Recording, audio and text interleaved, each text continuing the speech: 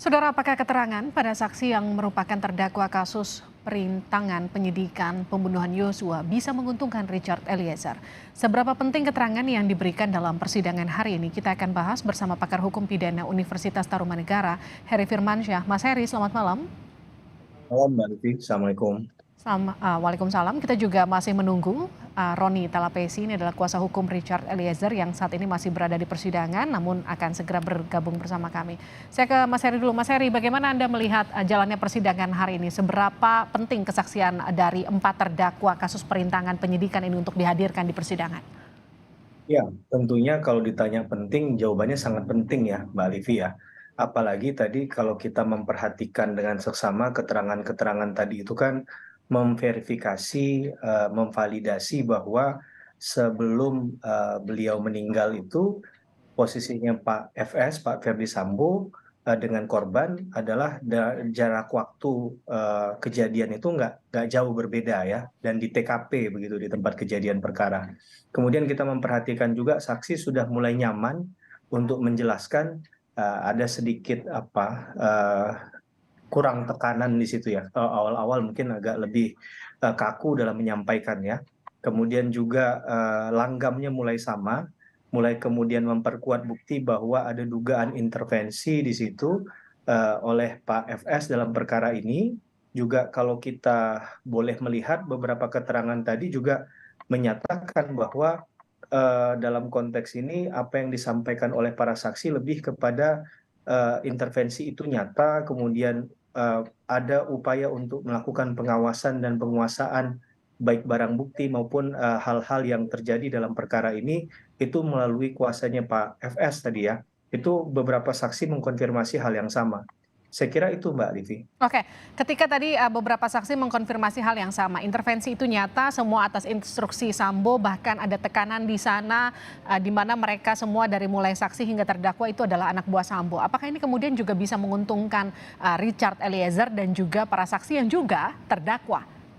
Kalau tujuan pembuktian dari kuasa hukum Baradae atau Richard Eliezer adalah bahwa ini pembunuhan bukan akibat dari tindakan sendiri oleh Richard Eliezer, tapi ada kuasa lain yang kemudian memaksakan atau meminta Richard Eliezer untuk melakukan tindakan ini, saya rasa itu poin yang didapatkan tanpa sadar dari hasil keterangan pada hari ini ya, Mbak Livi ya, bahwa dalam konteks ini bagaimana Pak FS tadi, mohon maaf itu berkali-kali memberikan pernyataan-pernyataan yang seakan-akan khawatir sekali bahwa proses hukum yang berjalan pada saat banyak orang datang ke TKP yaitu penyidik itu agar ini berusaha tidak kemudian disampaikan secara bebas tanpa sepengetahuan beliau kan. Hmm. Eh, Jadi hal ini juga akan bisa mengindikasikan adanya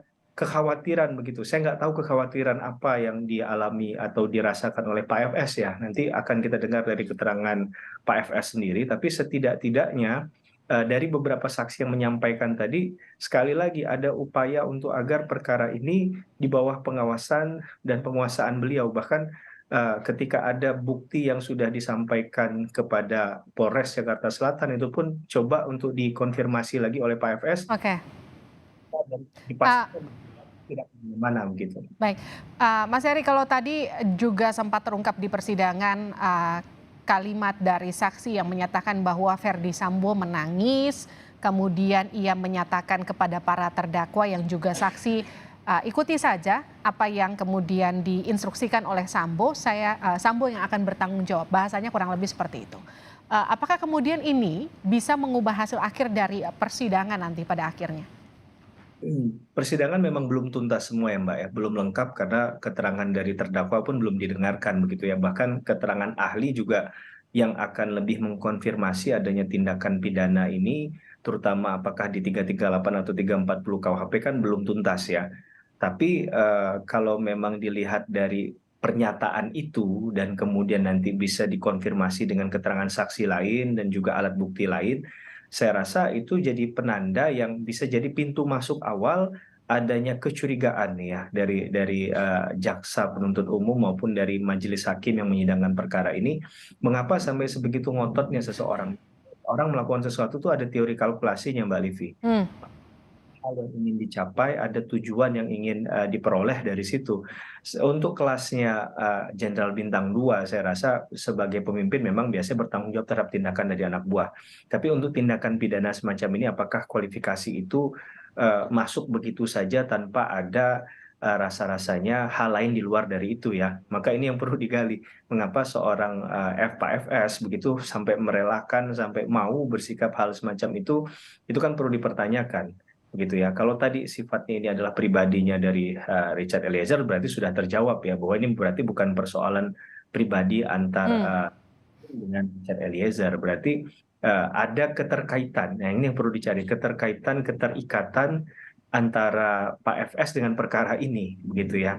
Apakah tadi sebagai yang memberi perintah Hmm. atau memang yang dalam konteks ini proses tadi agar tidak keluar Oke. kemana-mana. Kan kalau tadi dari keterangan juga ada yang mengkonfirmasi di keterangan-keterangan sebelumnya bahwa ada pelaku lain, penembakan lain selain dari Richard Eliezer kan Ya, kalau nggak dari salah. jumlah peluru itu dari 5 dan 7 itu ya. Betul Mbak Livi. Baik, artinya sekarang kalau kita bisa menyaksikan tadi jalannya persidangan, benang kusut tewasnya Brigadir Yosua sekarang sudah mulai terurai satu persatu. Terima kasih juga Mas Heri Firmansyah telah bergabung bersama kami di Sapa Indonesia Malam. Kita nanti akan nantikan seperti apa jalannya persidangan selanjutnya. Apakah kemudian benang kusut kasus pembunuhan Yosua ini bisa segera terurai dan kemudian bisa terbuka apa sebetulnya penyebab dari tewasnya Yosua. Terima kasih telah bergabung bersama kami di Sapa Indonesia Malam.